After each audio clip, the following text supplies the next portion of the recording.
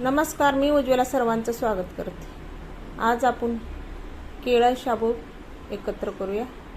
शाबू मी स्वच्छ धुवून घेतला 2 पाण्यानं, सर्व पाणी नितळून घेतलंय बघा। आणि केळं बारीक बारीक करून घेतले, ती 5 केळं घेतले। ती केळं सगळं शाबूत आपण मिक्स करून घेऊया, असं चमच्याने सगळं मॅच करून घेऊया। खूप टेस्टी ही आप्पे बनतात बघा शाबूच्या तांदळाचं। गोड खाणाऱ्यांना ही खूप आवडणार आहे। तर नवीन आपण असं काहीतरी आपण उपवासासाठी बनवूया आज।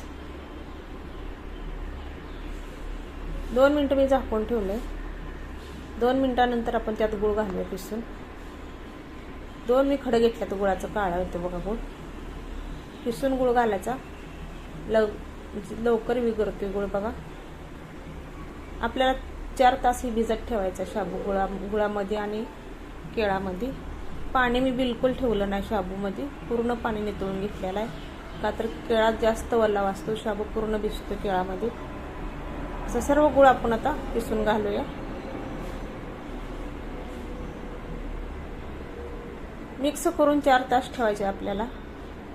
ह्याच्यामध्ये आपल्याला काय वेलची पावडर नाही घालायची, जायफळ घालायचं नाही। केळाचा आणि गुळाचा सुगंध जास्त आहे, दुसरं काही घालायची गरज नाही। केळाचा आणि गुळाचा बघा किती सुगंध सुटलाय। झाकून आपण 4 तास ठेवणार आहे। आता 4 तास झाले। 4 तासानंतर आपला शाबू भिजलाय का बघा।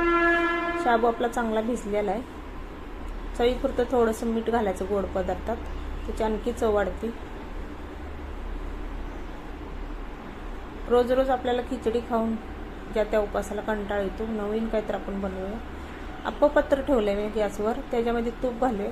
तूप पण जास्त लागत नाही, चमच्यात थोडं थोडं घेऊन आपण वाटेत नाही सोडून घेऊया। तुपात हा पदार्थ केला खूप टेस्टी लागतो बघा। अशा पद्धतीने आपण थोडं थोडं तूप वापरणार आहे। आता हे मिश्रण केलेलं आपण एक चमचा घालूया।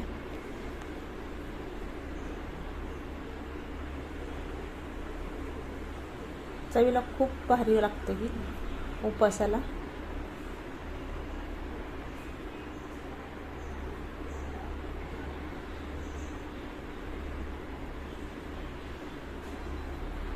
गोड पदार्थ सर्वांनाच आवडते, तर लहानांपासून मोठ्यापर्यंत।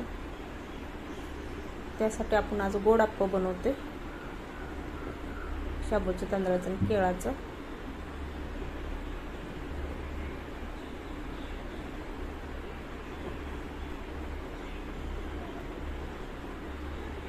आता पलटी करून घेऊया आपण, खालची बाजू वरती करून घेऊया। परत एकदा झाकण ठेवूया, वाफलून निघते। आता दोन्ही साईडनं आप्पे तयार झालेत, आपण काढून घेऊया। तशा पद्धतीने आपले सर्व आप्पे काढून घेऊया आपण।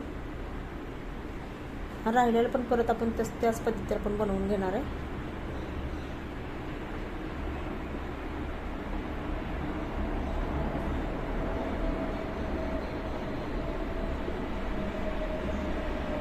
सर्व आप्पे आपण काढून एका डिशमध्ये ठेवूया। तुम्ही हे आप्पे दुधासंग खाऊ शकता, तुपासंग खाऊ शकता, खूप टेस्टी होते। तर 4 खाल्लं तर तुमचं पोट भरणार आहे बघा।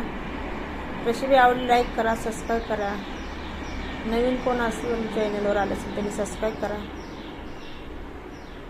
अशा पद्धतीने सर्व मी तयार करून घेतलेत बघा। असं वाटीत दूध घ्यायचं, त्याच्यावर तूप घ्यायचं आणि तुपात दुधात बुडवून तुम्ही असं आप्पे खाऊ शकताय, खूप टेस्टी लागते। तर उपवासाला उद्या तुम्ही नक्की करून बघा। धन्यवाद, बाय बाय।